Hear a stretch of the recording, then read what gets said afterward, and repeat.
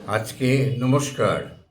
আজকে আমি যে বিষয়টা নিয়ে আলোচনা করব সেটা হলো নতুন গাঁয়ের কাঠের পুতুল। কাঠের পুতুল পশ্চিমবাংলার একটা বিরাট সম্পদ। সেই কাঠের পুতুল ক্রমশ পশ্চিমবাংলা থেকে উঠে যাচ্ছে, হারিয়ে যাচ্ছে। কিন্তু তার মধ্যে ব্যতিক্রম এই প্যাঁচা।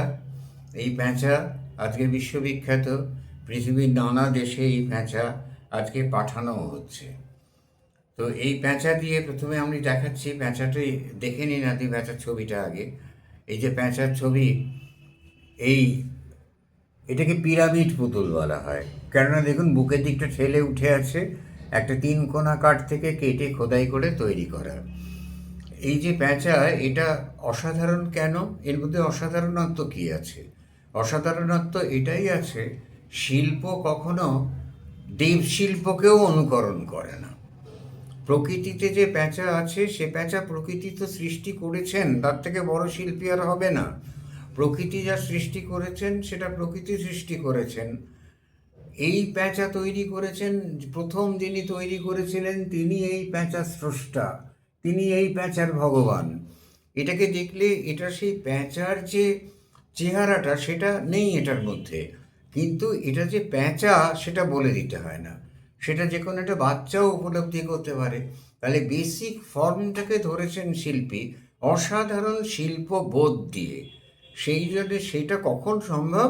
যখন আপনার আত্মার সংস্কার সাধন হবে। সেই জন্যে উপনিষদে বলেছে আত্মসংস্কৃতি বার্ব শিল্পানি।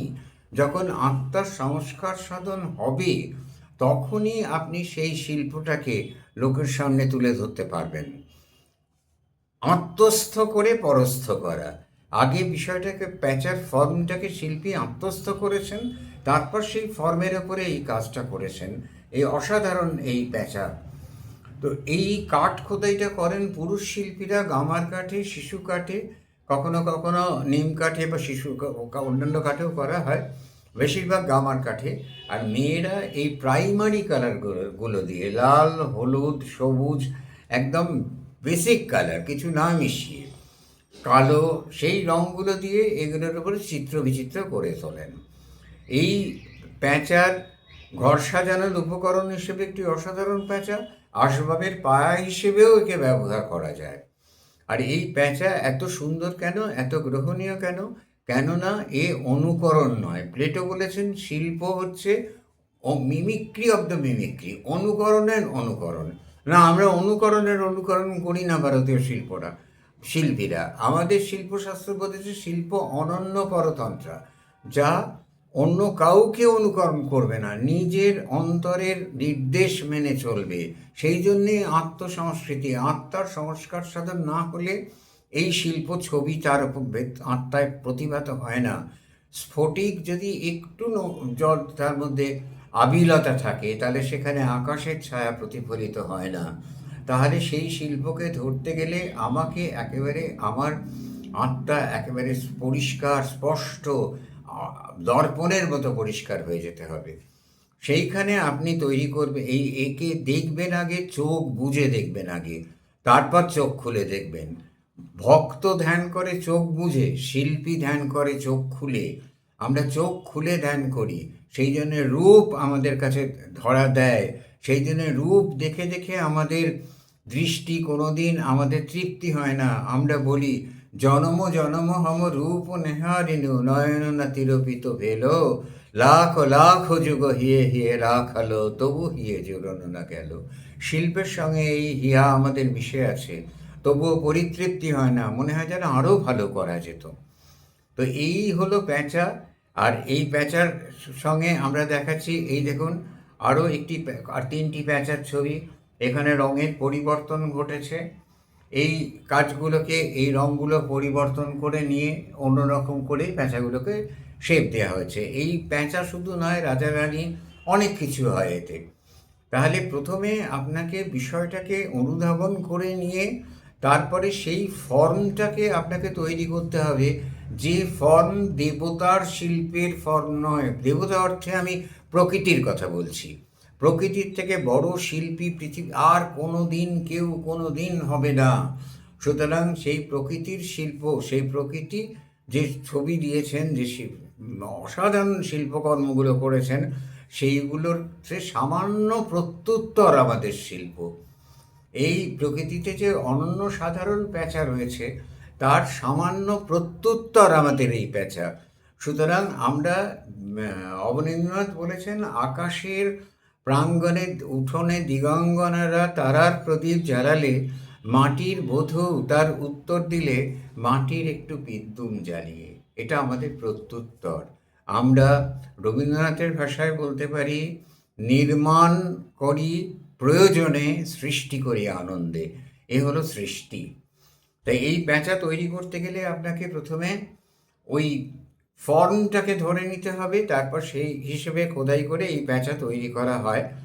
আর এই প্যাঁচার সঙ্গে আরও এই দেখুন রাধাকৃষ্ণ করা হয়েছে। এই যে রাধাকৃষ্ণ করা হয়েছে, কি চমৎকার! একে মানুষের সেই যে বাস্তবানুগ চেহারা তো এখানে নেই, কিন্তু আইডিয়ালিস্টিক চেহারাটা এত সুন্দরভাবে আছে যে এটা যে রাধাকৃষ্ণ সেটা আর বলে দেওয়ার দরকার পড়ে না। এটা মানুষ দেখেই বুঝতে পারছে। এরকমভাবে কর্তাগিন্নি বলতে পারেন এই পুতুল দুটোকে, দুটো পুরুষ এবং নারী, দুটো চেহারা, তাদের কি অপূর্ব! সমস্ত সময় শিল্পটাকে এইটা দেখুন, এটা একদম অসাধারণ শিল্প, অর্ধনারীশ্বর। অর্ধেকটা দেবী পার্বতী, অর্ধেকটা শিব।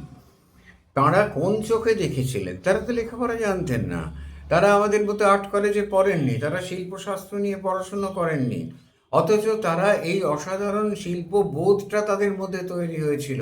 তারা বুঝে গিয়েছিলেন যে শিল্প অনন্য পরতন্ত্রা, রস বৈষ, রস ঈশ্বরের স্বরূপ। সুতরাং রস নিষ্পত্তি করতে হবে শিল্পে। রস নিষ্পত্তি না হলে শিল্প কখনোই শিল্প হবে না। এই দেখুন নিতাই গৌড়, কি অসম্ভব সুন্দর! এটা অগ্রদ্বীপের বাজারে, নবদ্বীপের বাজারে বিক্রি হয়, এখন চারিদিকে ছড়িয়ে পড়েছে, সারা পৃথিবীতেই বিক্রি হয়। তাহলে আমাদের এই এই যে রাজা রানী, এই ধরনের শিল্পগুলো আমাদের দেশ থেকে ক্রমশ অবলুপ্ত হয়ে যাচ্ছে। এই ধরনের শিল্পগুলোকে আমাদের বাঁচিয়ে রাখতে হবে। দায়িত্ব আমাদের, দায়িত্ব আমাদের, রাজনৈতিক নেতাদের নয়। তারা ভোট বাঁচিয়ে রাখবে। তারা এই কাঠের পুতুল, নতুন গাঁ, বর্ধমানের নতুন গাঁয়ের কাঠের পিরামিড পুতুল, এই পিরামিড পুতুল বাঁচিয়ে রাখার তাদের কোনো আকাঙ্ক্ষা নেই। তারা বাঁচিয়ে রাখবে ভোট, তাদের কথা থাক। এখন এই আরেকটি অসাধারণ প্যাঁচা দেখুন। আরেকটা প্যাঁচা আমি আপনাকে দেখাই, যেটা ঠিক এই ধরনের। কৃষ্ণ দেখেছেন? মন অন্যরকম হয়ে যায়। এটাকে একটা স্ট্যান্ডের উপরে রেখে ঘরের একটা কোণে রাখলে মানুষ ঢুকে প্রথমে এটার উপরে নজর পড়বে। ইন্টিরিয়ার ডেকোরেশনের জন্য চারপাশ থেকে খুঁজে বেড়াতে হবে না, ক্যাটলগ দেখতে হবে না ফেভিকলের, নিজেরাই তৈরি করা যাবে, সাজিয়ে নেওয়া যাবে সুন্দরভাবে বাড়িঘর। এই প্যাঁচাটা দেখুন, এটা পাওয়া যায় নতুন বাজারে, কলকাতার নতুন বাজারে। জাস্ট এক খণ্ড কাঠ, শুধু সেটা স্ল্যান্ড করে বসানোর ভঙ্গি, আর এইখানে একটা গ্রুপ কেটে দেয়া, গ্রুপ কাটা হয়েছে, একটা নাকের ভঙ্গি করা হয়েছে। এটা যে প্যাঁচা, এটাকে আপনাকে বলে দিতে হবে। তাহলে বুঝুন এই শিল্প কত সহজে করা যায়। সরলীকরণ, আর এই সরলীকরণটাই সব থেকে কঠিনীকরণ। সরলীকরণ শিল্পের ক্ষেত্রে সব থেকে দামি জিনিস। আর অনুকৃতি নয়, প্লেটোর ভাষায় শিল্পকে করতে হবে আমাদের নারদ শিল্পের ভাষায়, আমাদের সমরাঙ্গন সূত্রধরের ভাষায়। শিল্প হবে অনন্য পরতন্ত্রা। তার উপরে এই দেশজ রং লাগিয়ে এই ছবিগুলো করা হয়েছে। এখন অবশ্য দেশজ রঙের পরিবর্তে ফেভিকল মেশানো পোস্টার কালার ব্যবহার করা হয়, তাতে আপত্তি নেই। তার উপরে, কারণ যুগ তো এগোয়, মানুষ তো পিছিয়ে যাবে না, এখন প্রোডাকশানের যুগ, সেইভাবে কাজটা করতে হবে। কিন্তু মনে রাখতে হবে যে এই কাজগুলো করতে গিয়ে আমাদের কখনোই নিজেদের হারিয়ে ফেলা যাবে না। আগে শিল্পকে, ফর্মটাকে নিজের ভেতরে নিন, তারপরে সেই ফর্মটাকে প্রকাশ করুন। নতুন গাঁ এমন কিছু দূরে না, ঘরে ঘরে কাজ হয়। পারলে বর্তমানে নতুন গায়ে ঘুরে আসুন, শিল্পীদের সঙ্গে কথা বলুন, তারা কোন প্রেরণা থেকে এই অসাধারণ শিল্প সৃষ্টি করছে। আমরা আমাদের দেশের এইটা তো আমাদের নতুন বাজারে পাওয়া যায় এই রাসের সময়, রবীন্দ্রভারতী থেকে একটু এগিয়ে গেলে যে লাটুবাবু ছাতুবাবুর বাজার। তো এই জায়গাগুলোকে ভাবতে হবে, এগুলোকে নিয়ে এই শিল্পগুলোকে দেখতে হবে।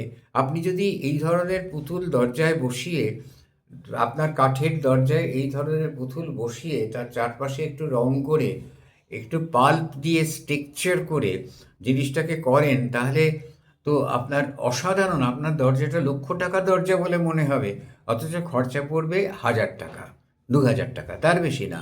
আর একটু পরিশ্রম, একটু শিল্পবোধ, এইভাবে ভাবুন। নতুন গাঁয়ের এই প্যাঁচা দেখুন। এই প্যাঁচা বর্ধমানের নতুন গাঁ থেকে, আমাদের ভারতবর্ষের অন্যান্য, যেমন এটা বেনারসের পুতুল, এইরকম প্যাঁচা, এইরকম ধরনের পুতুল প্যাঁচা আমাদের ছড়িয়ে আছে সারা ভারতবর্ষে। আমরা সেইগুলোকে খুঁজে এনে করি না কাজ। সেই জন্য এটা দেখুন, বেনারসের পুতুল, আমরা এই ঘর সাজাবার জিনিস খুঁজে পাই না। আর এর ভেতরে যে শিল্পবোধ আছে, ওই যে বললাম, চূড়ান্ত শিল্পবোধটা রয়েছে। এটা আর কারুশিল্প নেই, এটা চারুশিল্পে পরিণত হয়ে গেছে।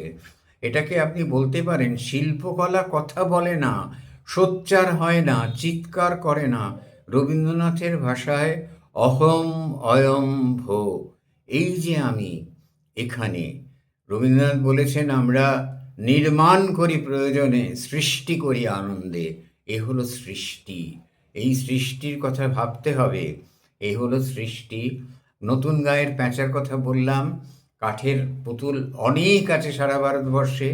আমাদের কালীঘাটে একসময় অসাধারণ কাঠের পুতুল পাওয়া যেত, আজ আর পাওয়া যায় না, লুপ্ত হয়ে গেছে। কেন গেছে জানেন? আপনার আমার উদাসীনতায়, আপনার আমার না চোখ বন্ধ করে চলার জন্য।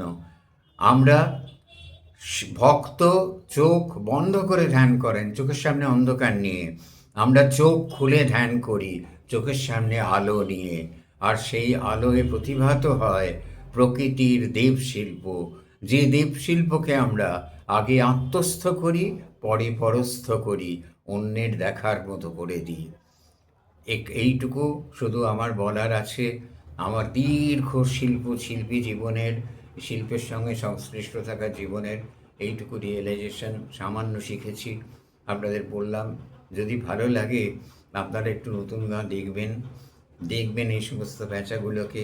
দোহাই আপনাদের, হ্যান্ডিক্রাফটের শোরুমের প্যাঁচা নয়, এই অরিজিনাল শিল্পীদের তৈরি কাজগুলো দেখবেন, তাহলে আরও বেশি মজা পাবেন, মাটির গন্ধ পেতে পারেন সেখান থেকে। নমস্কার।